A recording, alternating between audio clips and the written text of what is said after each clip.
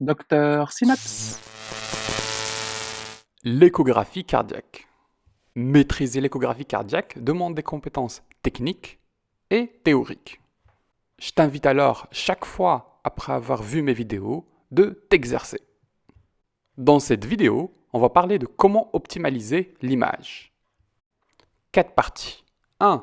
La machine d'échographie. 2. Installation du patient. 3.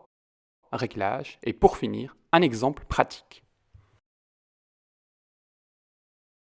La machine d'échographie est composée de plusieurs boutons, avec un écran. Relié à cette machine, on a une sonde cardiaque qui va émettre des ultrasons.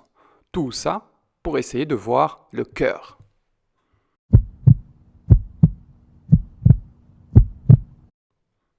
Maintenant, on va parler de l'installation du patient.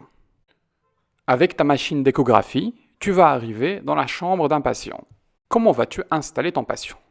D'abord, tu lui demandes de se mettre torse nu. Puis, tu le mets en position latérale gauche. Vu que le cœur est situé plus du côté gauche, le cœur va ainsi se rapprocher de la paroi thoracique. Ensuite, le bras gauche du patient derrière la tête afin d'ouvrir les espaces intercostaux et cela pour permettre un meilleur passage des ultrasons et ainsi avoir une meilleure qualité d'image. Il est très important de placer les électrodes pour avoir un ECG en continu. L'ECG en continu permet de réaliser les mesures à l'échographie cardiaque. 5e étape, la pièce doit être sombre. Et cela pour augmenter la qualité de ton image.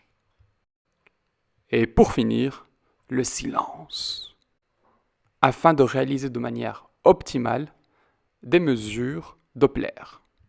Idéalement, il faut installer le patient en 6 étapes comme démontré ici, mais dans certains cas, surtout lors des situations urgentes, ça ne sera pas possible. Maintenant, on va parler de la partie qui vous intéresse tous, qui est les réglages. Voici une image d'échographie cardiaque de mon cœur. Tu vois que l'image présente une très bonne résolution car elle a été optimalisée. Pour optimaliser ton image, il faut connaître ces réglages. Tout d'abord, le gain. Le gain compense l'atténuation des ultrasons. Afin de le régler, tu as une roulette qui peut tourner soit dans le sens horaire ou anti-horaire, afin d'augmenter ou de diminuer le gain. Un exemple pour que ce soit compréhensible. Si tu tournes le gain de façon importante vers la droite, tu vas augmenter la réflexion des ultrasons et tu auras une image plus lumineuse.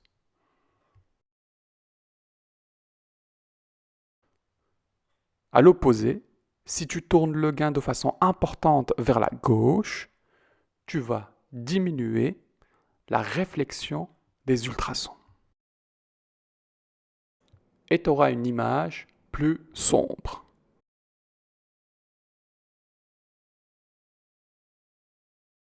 Le but du réglage du gain est d'arriver à une image pas trop sombre ni trop lumineuse.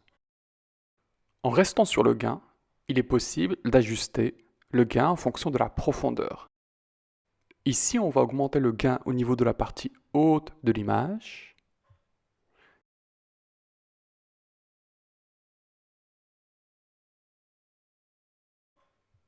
Là maintenant, on va augmenter le gain au niveau de la partie basse de l'image. En résumé, le but de régler le gain est d'arriver à une image ni trop sombre, ni trop lumineuse.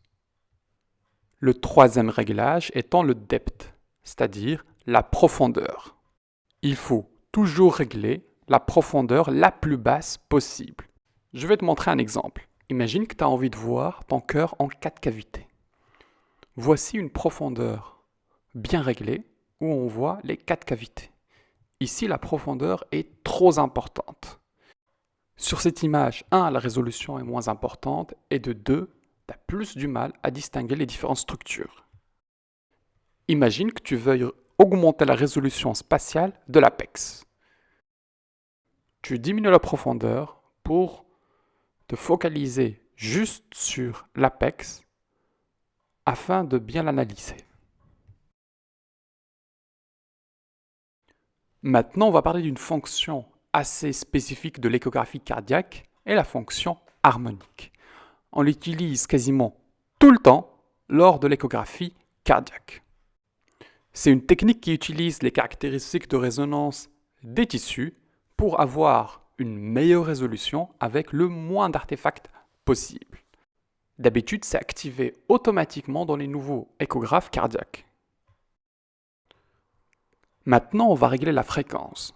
Quand à une fréquence élevée, les ondes seront superficielles, c'est-à-dire qu'elles seront rapidement absorbées, mais tu auras une meilleure résolution.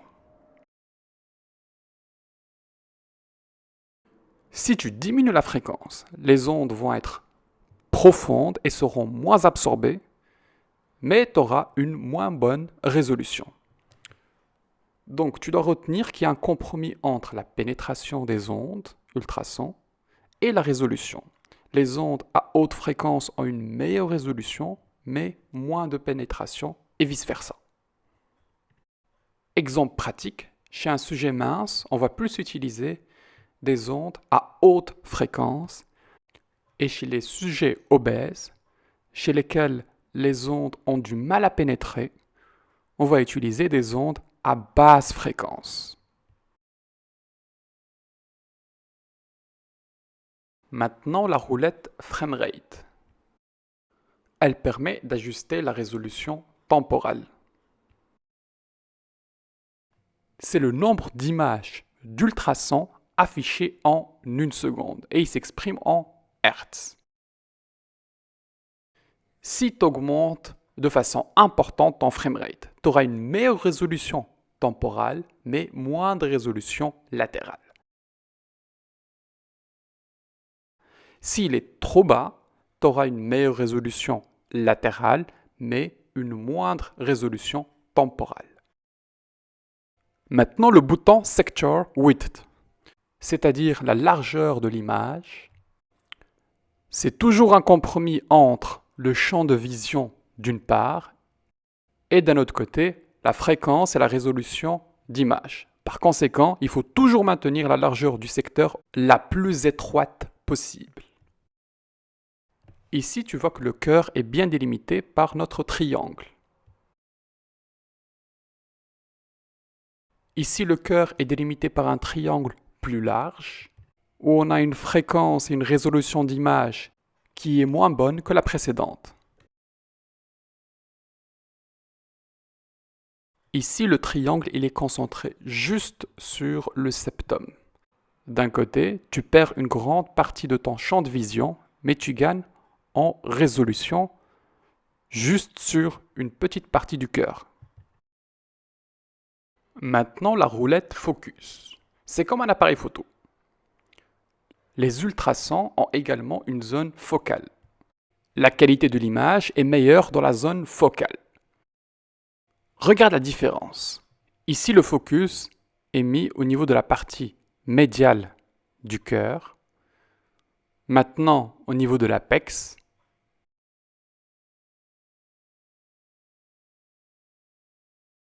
Et maintenant, au niveau de la base.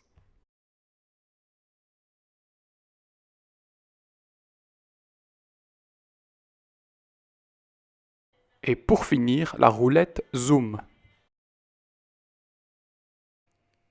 Cette fonction permet d'augmenter la densité des lignes de balayage au niveau d'une seule région pour augmenter la résolution de l'image. Ici, on se concentre essentiellement au niveau de la valve mitrale. On passe maintenant à la dernière partie, un exemple pratique. Mon collègue le docteur Badawi Karim va optimaliser l'image de mon cœur. Lorsqu'il met la sonde, on voit juste un petit truc qui bouge qui ne ressemble à rien. Il a bien sûr optimalisé mon installation, c'est-à-dire torse nu, position latérale gauche, bras gauche derrière la tête.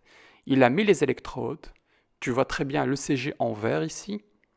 La pièce est sombre et c'est le silence.